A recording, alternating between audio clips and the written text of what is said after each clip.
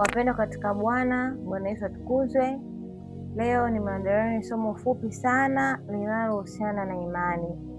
Natamani sote wote hapa tuliokutana mahali hapa pa Mungu tufahamu nini maana imani. Watu wengi sana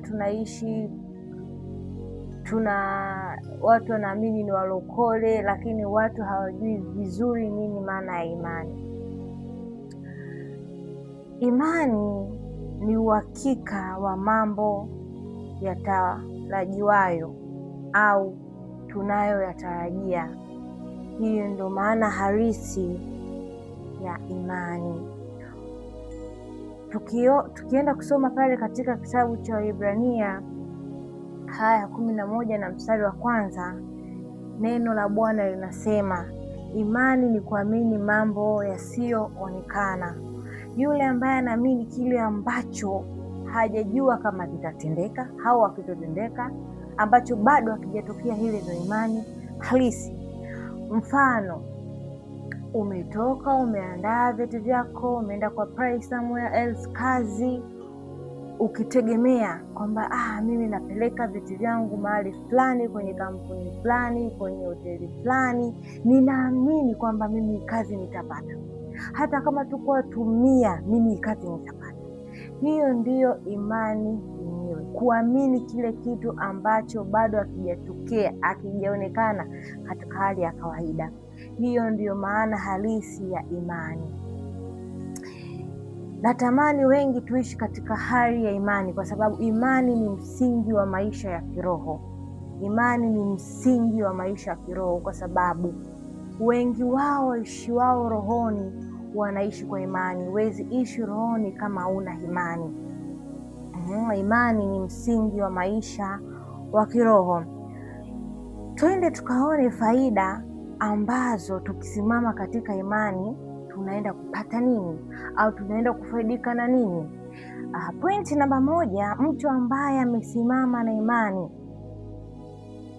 inampa uhakika. Inampa uhakika kivipi? Yaani hata kama kile kitu hakijatokea bado, hakijajibiwa bado, hakijaonekana bado, anakuwa na hali ya uhakika. Kwa hiyo mtu ambaye amesimama vyema na imani anakuwa na hali ya uhakika, inampa mtu uhakika, ambapo hata tukisoma vile vile katika kitabu kile cha Waebrania 11:1, imani ni kuamini mambo yasiyoonekana. Kwa hiyo mtu ambaye anayesimama vizuri na imani anakuwa kabisa na uhakika kwamba hiki kitu 100% kitakuwa ndio. Tukifikiria pale katika Biblia kuna nabii mmoja anaitwa Abrahamu. Abrahamu aliambiwa aondoke nyumbani kwake na kwenda mahali hatarijui, yaani mahali ambapo hapajui. Alitegemea Mungu na kuelekea bila kuona matokeo. Kwa hiyo wazi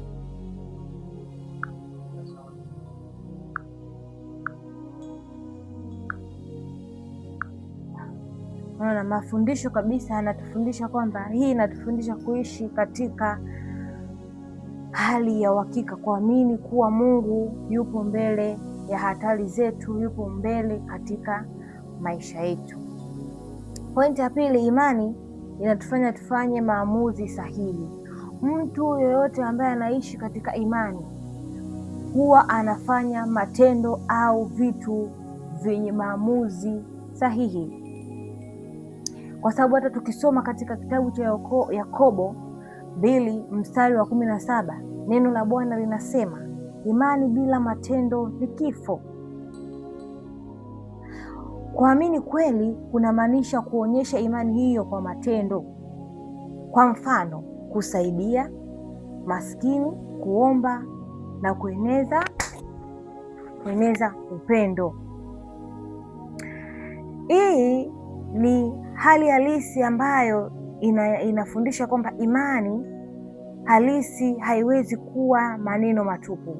Lazima ionekane katika maisha yetu ya kila siku. Kwa hiyo mtu ambaye mwenye imani lazima afanye maamuzi sahihi, hawezi fanya maamuzi ambayo hayako sawa na wala maamuzi ambayo hayampendezi Mungu.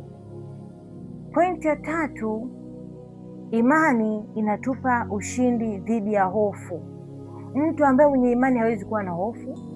Mtu mwenye imani hawezi kuwa na mashaka, kwa sababu ndani yake anakuwa na imani na kila anachokifanya. Ndani yake anakuwa na imani juu ya Mungu, kwamba hiki ninachokifanya au hiki ninachoenda kukitenda 100% kiko sawa, hakitoleta madhara, hakitoleta kitu chochote tofauti na mapenzi ya Mungu. Kwa hiyo yoyote mwenye imani hawezi kuwa na hali ya hofu ndani yake, kwa sababu hata tukisoma katika kitabu cha Wakorintho 5:17 neno la Bwana linasema tutatembea kwa imani, si kwa kuona. Unaweza watu tukawa tuna macho tunaona, lakini hutembei na imani. Ni vyema kutembea na imani kuliko kuona, kwa sababu wengi wanaamini katika kuona katika macho ya kimwili na si kutembea na imani ndani ya roho, kwa sababu hatuwezi kuishi kwa hofu tu. Imani inatufundisha kutegemea nguvu ya Mungu badala ya hofu zetu, kwa sababu fikiria pale Petro alipokuwa akitembea juu ya maji, ilikuwa ni imani. Alienda kwa imani bila kuogopa. Yesu alimtumia na kumkumbusha kutegemea imani yake, na alivuka. Kwa nini?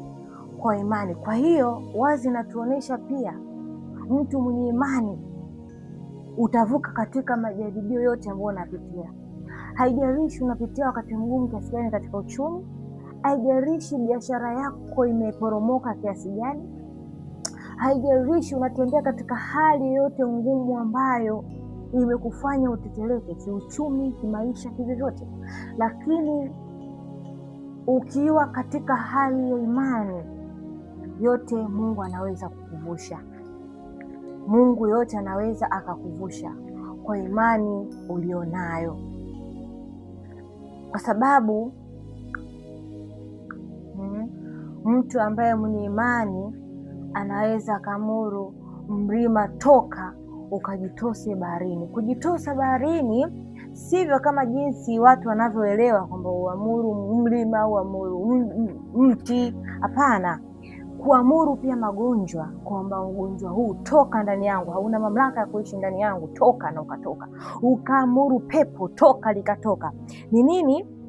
Ni imani. Kwa yoyote mwenye imani ndani yake ana uwezo wa kuamuru chochote kikatendeke na kikatendeka, kwa kutokana na imani aliye nayo.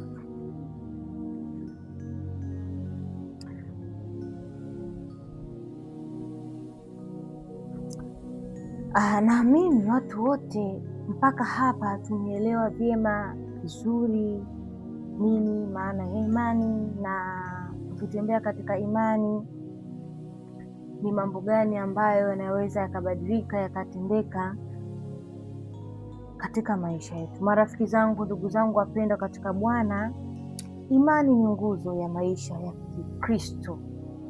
Kwa hiyo ninapenda sana tutembee katika imani. Ukiwa na imani, basi Mungu atatembea pamoja nawe, kwa sababu Mungu anataka yule ambaye anayeomba kwa imani, anayeamini katika yeye. Yoyote ambaye anaamini katika yeye ni lazima uishi katika imani. Napenda sana wapendwa wangu, yeyote ambaye atakayekuwa ameguswa na masomo yetu, ambaye atakayependa kuzidi kufuatilia katika vipindi kama hivi ambavyo tunavitoa katika masomo, ambavyo tunaimarisha watu katika roho, katika mwili, basi yoyote ambaye atakaye amebarikiwa, sisi kama kanisa tunalipa namba ambayo ni 350924 350924. Jina ni Madhabahu ya Ukombozi. Yoyote ambaye atakayebarikiwa anaweza akatoa sadaka yake kupitia lipa namba hiyo, ni namba ya M-Pesa, basi Mungu atakubariki, atakufungulia sana. Yoyote yule ambaye mwenye changamoto za kiroho, anayepitia changamoto yoyote, basi ninaamini kupitia kuhani wetu, Kuhani Samuel Yosia ambaye ni kiongozi kuhani mwenye maono, basi utaenda kufunguliwa. Usisahau kutoa sadaka yako katika madhabahu. Narudia tena, namba ni 350924, 350924. Nilipa namba ya kanisa ambayo jina linakuja madhabahu ya ukombozi. Hakikisha jina linakuja ni madhabahu ya ukombozi. Namba ya kuhani wetu ni 0695579223. Namba ya kuhani ni 0695579223. Yoyote atakayetaka mwongozo wa kiroho, ndoto, tafsiri za ndoto, basi utaweza piga kupitia namba hizo na ukasaidiwa. Shalom, shalom, Maranatha.